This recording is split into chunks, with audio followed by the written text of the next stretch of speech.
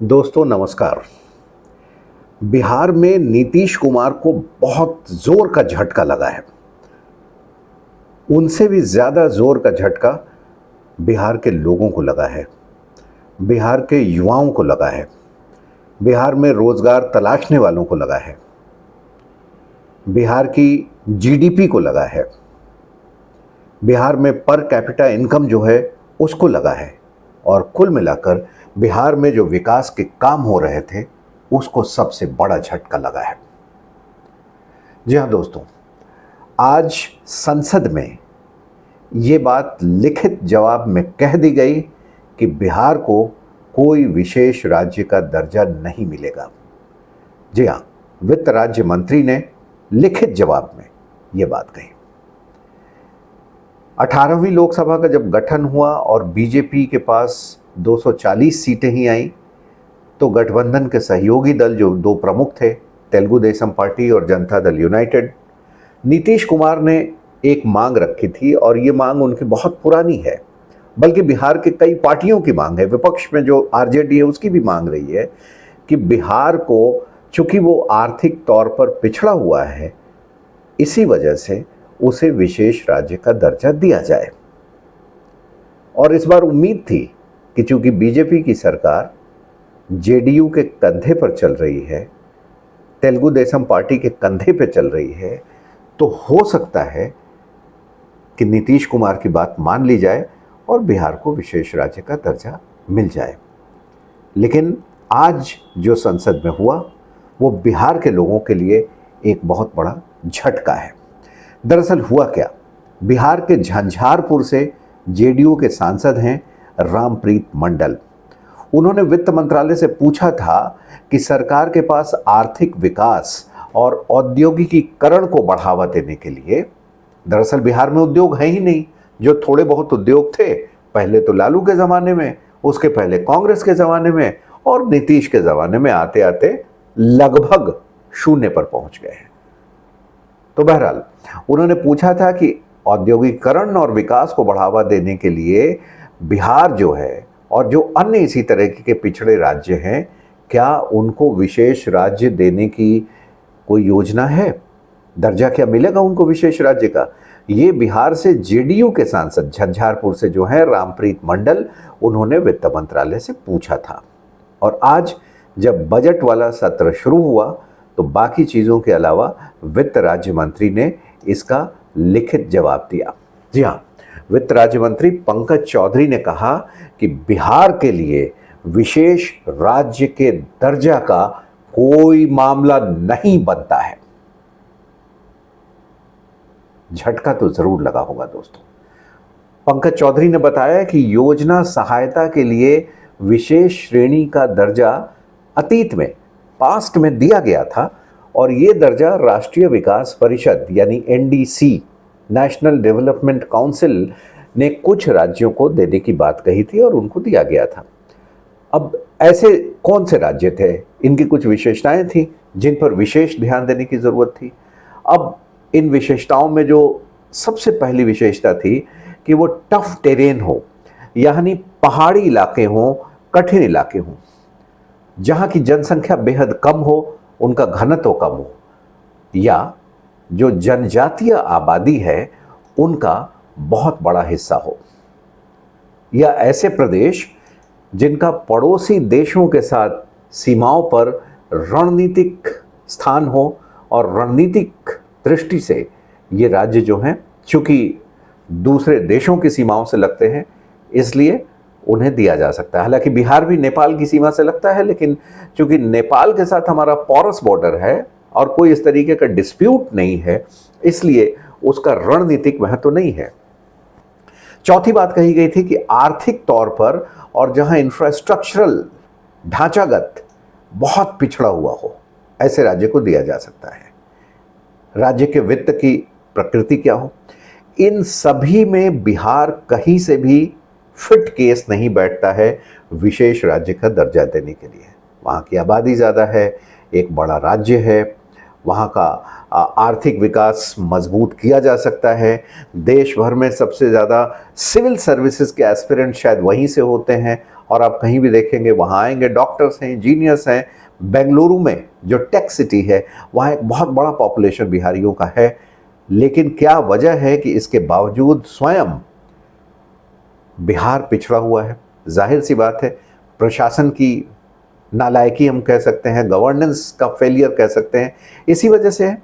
तो ये तो नीतीश के साथ साथ पिछले जितने 30, 35, 40 वर्षों में सरकारें रही हैं वहाँ सबने बिहार की अनदेखी की है और आज बिहार की ये हालत है। इसी वजह से साफ तौर पर मोदी की सरकार ने कह दिया है कि बिहार को राज्य का जो विशेष राज्य का दर्जा है वो नहीं दिया जा सकेगा। अब इसके कई डायमेंशंस हैं जिस पर हम बात करेंगे।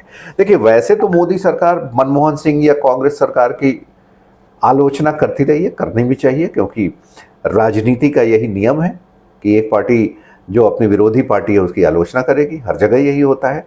लेकिन आज भी मनमोहन सिंह सरकार जो 2012 में थी उसका उल्लेख किया गया, उसका उदाहरण दिया गया कि दरअसल 30 मार्च 2012 को एक अंतर मंत्रालयी समूह, IMG कहते हैं, इंटर मिनिस्ट्रियल ग्रुप, इसने बिहार को विशेष राज्य का दर्जा देने पर विचार किया था। ये ग्रुप का गठन किया गया था, बनाया गया था कि जो कि विचार करे कि बिहार को क्या विशेष राज्य का दर्जा दिया जा सकता है।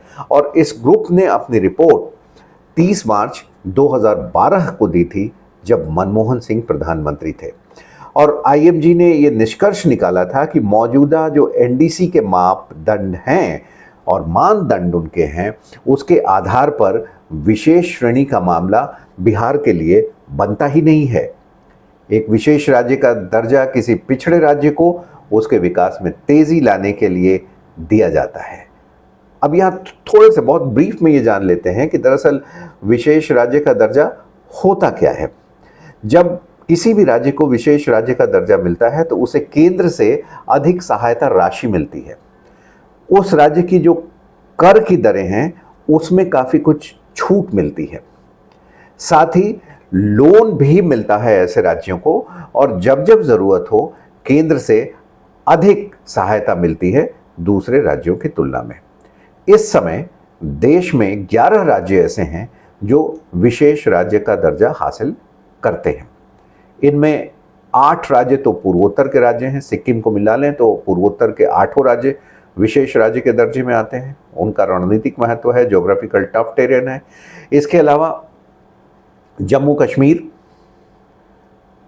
एक राज्य है, और जम्मू कश्मीर के बाद उत्तराखंड और हिमाचल प्रदेश भी पहाड़ी इलाके होने की वजह से जो है वो विशेष राज्य का दर्जा हासिल कर चुके राज्य हैं।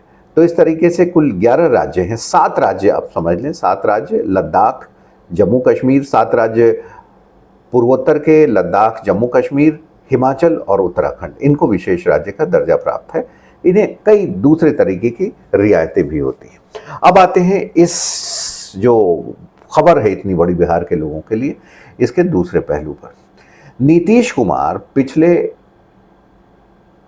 2005 से आप कहें बिहार के मुख्यमंत्री हैं। 20 साल होने को आ रहे हैं उनके। उसके पहले वो केंद्र में मंत्री थे, कई सरकारों में वो मंत्री रहे हैं। कांग्रेस के साथ भी उनके ठीक ठाक संबंध रहे हैं, कांग्रेस के नेताओं से ठीक रहे हैं, कांग्रेस की सरकारों में उनके ठीक संबंध रहे हैं।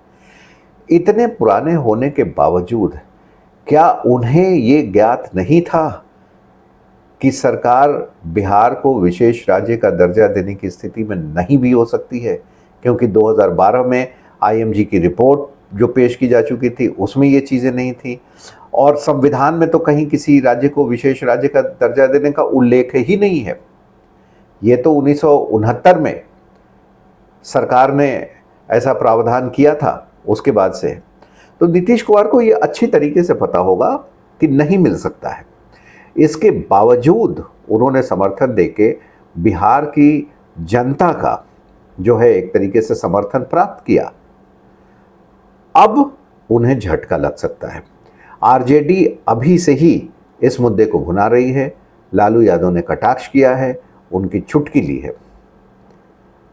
ख़ास बात यह है कि आज से बजट सत्र शुरू हुआ और बजट सत्र शुरू होने के पहले ऑल पार्टी मीटिंग थी।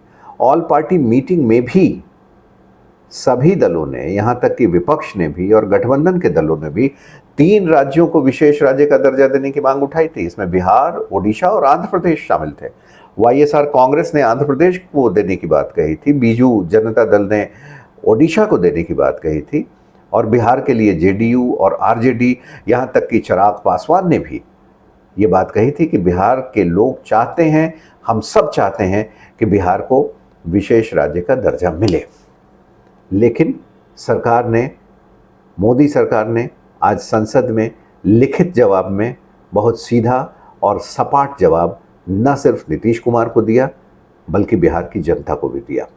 और बिहार की जनता हो सकता है कि इसे अगर अपने दिल पर ले ले तो 2025 में जो विधानसभा के चुनाव होने हैं उनमें एक बहुत बड़ा खामियाजा जनता दल यूनाइटेड नीतीश कुमार को भुगतना पड़े।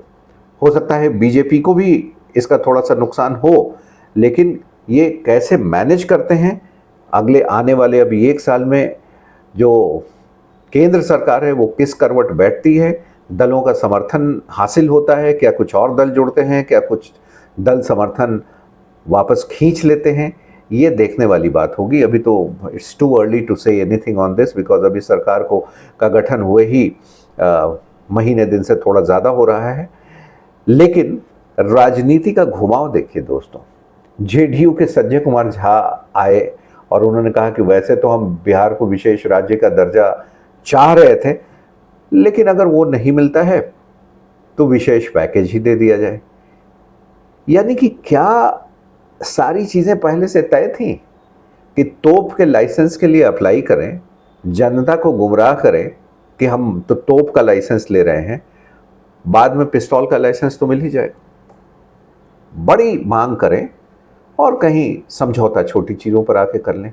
अब सोचिए कि बिहार को इस वक्त लगभग 30,000 करोड़ रुपए की ज़रूरत है।